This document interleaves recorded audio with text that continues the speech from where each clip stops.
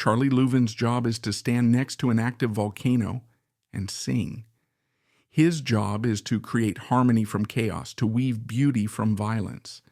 Every night he must blend his steady baritone voice with a tenor who can bless and curse in the same breath. He is more than just a singer. He's a cleaner, a peacemaker, and sometimes a punching bag. He is the younger brother who has spent his life ensuring that the world hears only the voice of an angel and never sees the devil behind it. This is the story of the price Charlie Louvin paid for that music. To even begin to understand the Louvin Brothers, you have to transport yourself to a place and time that feels like another world. Picture the rugged, isolated landscape of Section, Alabama during the Great Depression.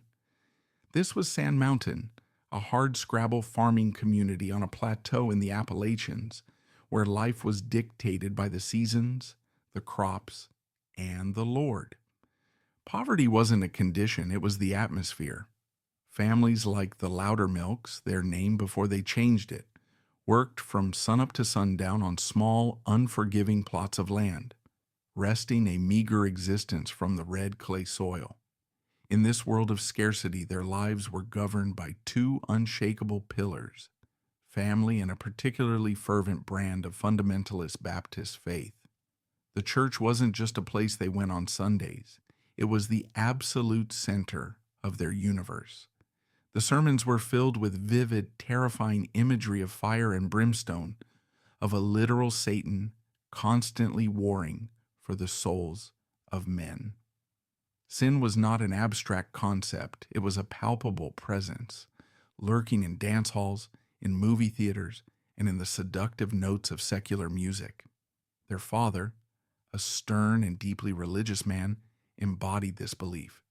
He saw music as the devil's handiwork, an idle frivolity that led only to damnation, and he forbade it in his house. But their mother, Georgie, was a quiet rebel. In defiance of her husband, she taught her boys the old gospel songs and haunting Appalachian ballads that had been passed down for generations. It was from her they learned to harmonize, their young voices finding a natural, intuitive blend in the dim light of their farmhouse. Music became their secret language, their one escape from the drudgery of their existence. Ira, born on April 21st, 1924, was the older brother by 4 years and a prodigy. He was possessed by a restless, insatiable musical curiosity. He could seemingly master any instrument he picked up, but it was on the mandolin that his genius truly flowered, his fingers flying across the fretboard with a speed and precision that seemed impossible. His voice was his other gift, that high, lonesome tenor that was both angelic and deeply sorrowful. Charlie, born on July 7th, 1927, was different from his earliest days. He was the calm one, the steady hand. He idolized his brilliant older brother, but that adoration was always tinged with a wary understanding of Ira's volatile nature. His role was established early on, to be the reliable rhythm to Ira's dazzling lead, the steadfast harmony to his soaring melody, and the quiet anchor to his brother's chaotic energy. Their dream was born around a battery-powered radio, straining to hear the distant magical broadcasts of the Grand Ole Opry from Nashville, Tennessee. To these poor farm boys, the Opry wasn't just a radio show. It was a beacon of hope, proof that a man could escape the cotton fields and become a king. This dream fueled them through years of punishing work. They'd practice for hours after a full day of labor, their fingers raw. They began playing at local fairs and on tiny radio stations, slowly building a reputation. It was during this time they decided to change their surname. Loudermilk, they felt, was too long, too clunky for a marquee. They shortened it to Louvin, a name that sounded smoother, more professional. The name was polished, but their lives remained anything but. The demons that would eventually consume Ira were present from the very beginning. His temper was a terrifying thing to behold, capable of erupting with volcanic force over the smallest perceived slight. And he began to drink at first to calm his restless nerves, but soon with a desperate dependency that unlocked the darkest parts of his personality. Charlie, ever the younger brother, found himself in an impossible lifelong role. He was the road manager, the booking agent, the driver, the accountant, the peacekeeper, and, most frequently, the apologist for Ira's escalating chaos. He was the one who had to smooth things over with promoters after Ira cussed out a crowd, the one who had to assure their producer they'd be sober enough to record, the one who had to absorb Ira's drunken, venomous tirades. Their first real break came not from the secular love songs that would later define them, but from the gospel music that was their bedrock. After signing with Capitol Records in 1952, their initial recordings failed to catch on. Their producer, Ken Nelson, wisely suggested they record what they knew best, what ran in their blood. The result was a series of gospel records of astonishing power and sincerity. Songs like "The Family Who Prays" and "Let Us Travel, Travel On" were raw, stripped down, and deeply authentic. They resonated powerfully with a post-war America that understood the daily struggle between sin and salvation. This success gave them their first real foothold in the music industry. In February 1955, the dream that had seemed so impossible on Sand Mountain finally came true. They were invited to become official members of the Grand Ole Opry. Standing in that hallowed wooden circle on the stage of the Ryman Auditorium, the mother church of country music, must have felt like the ultimate validation. That same year, they released a secular song, "When I Stop Dreaming," a heartbreaking ballad of lost love. It became a massive hit, and it opened the floodgates. For the next several years, they were a hit-making machine with classics like "I Don't Believe You've Met My Baby," "Hoping That You're Hoping," and "My Baby's Gone." They were bona fide stars. Their unique harmony was the talk of Nashville, influencing everyone from the Everly Brothers to future generations of rock and folk artists. They had reached the promised land. With fame and fortune, Ira's drinking escalated into a full-blown, terrifying disease. Inside Ira, a battle was raging. The brilliant, loving brother Charlie adored was losing ground to a violent, paranoid monster fueled by whiskey. The stage, their sanctuary, became a nightly tightrope walk for Charlie. He never knew which Ira would show up. Would it be the musical genius, the consummate showman who could hold an audience spellbound? Or would it be the raging drunk who would forget lyrics, slur his words, and launch into bizarre, rambling tirades against the changing world? Ira despised the nascent genre of rock and roll with a religious fervor. He saw Elvis Presley in particular as a symbol of everything that was wrong with the world. He famously declared Elvis was a white boy singing black music, and that his gyrations were leading America's youth straight to hell. During one Opry performance after Elvis had played, Ira reportedly told the crowd, "I don't know what you call that, but it ain't music." His rigidity and rage were becoming legendary. His most infamous acts of destruction, however, were aimed at his own instruments.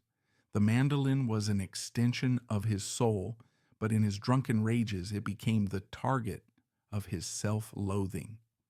On multiple occasions, in front of shocked audiences, Ira would smash his priceless custom-made mandolins to splinters on the stage floor, then storm off, leaving Charlie alone in the spotlight. Charlie would be left to calm the stunned crowd, make apologies, and somehow finish the show. In his autobiography, Charlie recounted the soul-crushing routine. He would have to use their earnings to buy Ira a brand new top-of-the-line mandolin, only to watch in horror as Ira destroyed that one a few weeks later. It was a perfect, terrible metaphor for their entire relationship. Charlie painstakingly trying to build something beautiful and lasting, and Ira, in his uncontrollable fury, smashing it to pieces. The violence wasn't confined to the stage. Ira's personal life was a catastrophic series of broken relationships. He was married 4 times, and each marriage was a turbulent nightmare of jealousy and abuse. The most horrifying chapter came with his 3rd wife, Faye. One night in 1963, after a particularly vicious drunken argument in which Ira allegedly tried to strangle her with a telephone cord, Faye had enough. As he turned his back, she retrieved his own .22 pistol and shot him 4 times in the chest and once in the hand. Miraculously, Ira survived. When the police arrived to find him bleeding on the floor, he reportedly told them, "If you had a wife like Faye, you'd be crazy too." The incident became a dark piece of Nashville folklore, but for Charlie, it was the horrifying confirmation that his brother was on a path to total self-destruction. Through all of this, for nearly a decade at the top, Charlie endured. You have to wonder what kind of mental strength that took.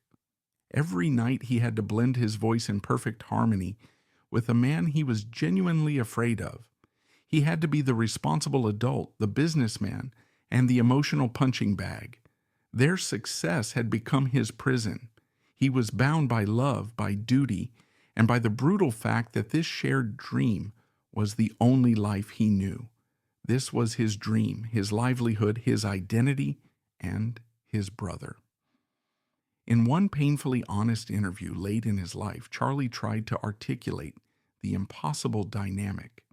People asked me what it was like. Well, one day he'd be the best brother in the world. The next day, he'd be a total stranger. I loved him, but sometimes I hated him too. He was my brother. What else could I do? By the summer of 1963, the Louvin Brothers had reached a point of no return. After years of strain fueled by Ira's escalating alcoholism and erratic behavior, a single catastrophic performance became Charlie's breaking point. The constant turmoil had turned their shared dream into a nightmare, and for his own survival, Charlie knew he had to walk away. The decision to disband was gut-wrenching for the man who had always been the steady hand guiding their act, but it was a desperate bid to escape the chaos threatening to consume him. The announcement shattered Ira, who couldn't grasp why Charlie would abandon the fame and acclaim they had worked so hard to achieve. Timeless hits like When I Stop Dreaming, gospel classics like Satan is Real, and a revered spot at the Grand Ole Opry. But while Ira was left reeling with his identity torn away, Charlie, exhausted by the constant turmoil of his brother's slurred performances, missed cues, and violence, had finally chosen self-preservation over their partnership. For Charlie, this necessary act of survival also felt like a profound failure. The moment he finally had to stop trying to save the brother he had protected his entire life. The most beautiful and dangerous harmony in country music had finally fallen silent, not with a slow fade, but with a sudden agonizing break.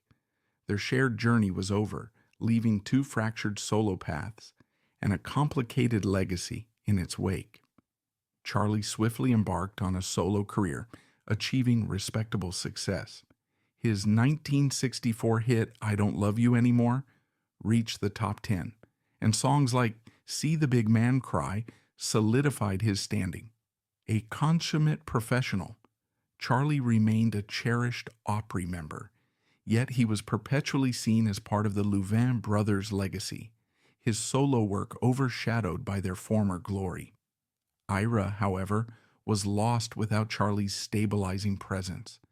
His attempts at new acts faltered as his reputation for unreliability and aggression scared off promoters and musicians.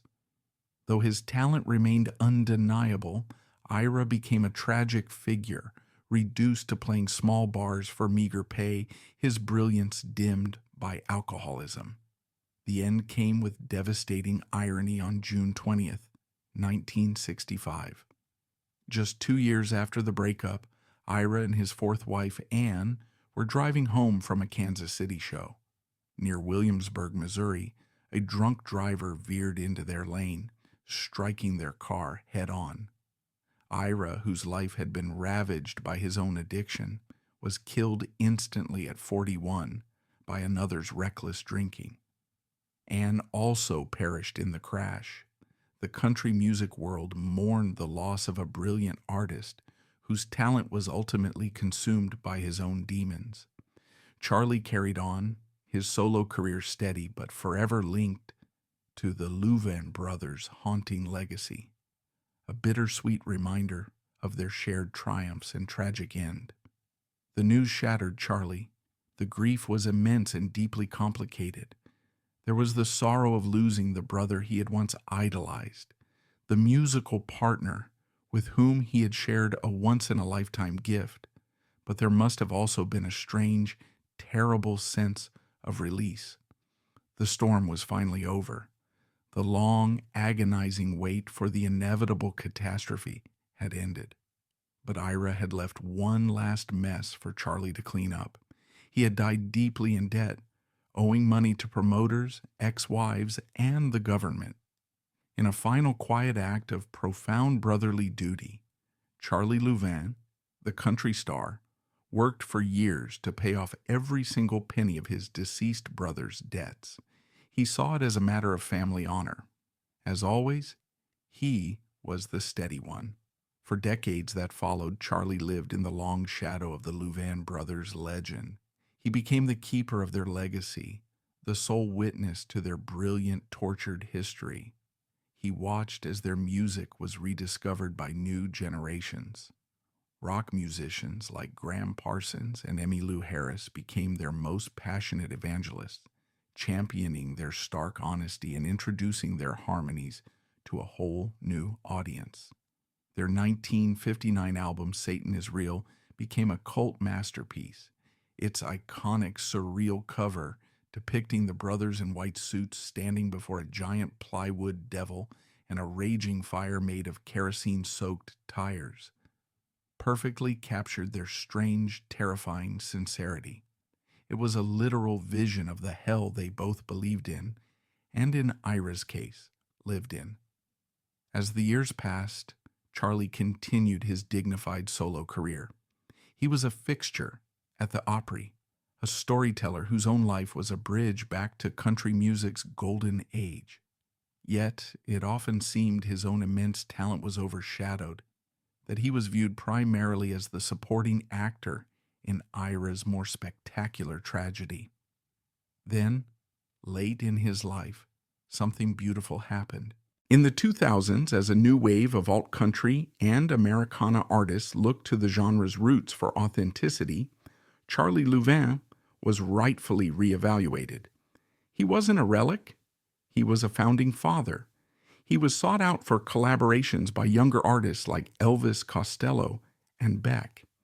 In 2007, at the age of 80, he released a solo album simply titled Charlie Louvin to universal critical acclaim. It was a raw, vital, and deeply moving record that earned him a Grammy nomination. The screen transitions to an archival interview clip showing a close-up of Charlie Louvin, now a gentle 80-year-old man. He sits in an armchair, his eyes twinkling with surprise and a bit of disbelief as a gentle, emotional score begins to swell underneath. A reporter's voice is heard asking, "How did it feel to get a Grammy nomination at 80 years old?"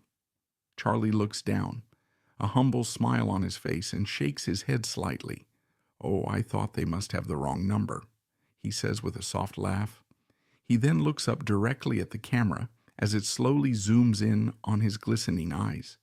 His voice wavers with sincerity as he continues, "I've been around so long, I just figured I was part of the furniture.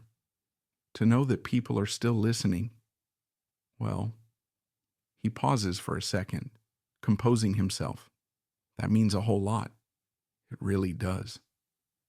As the hopeful emotional music swells, the camera holds on the close-up of his face, his smile a mixture of quiet satisfaction and genuine astonishment.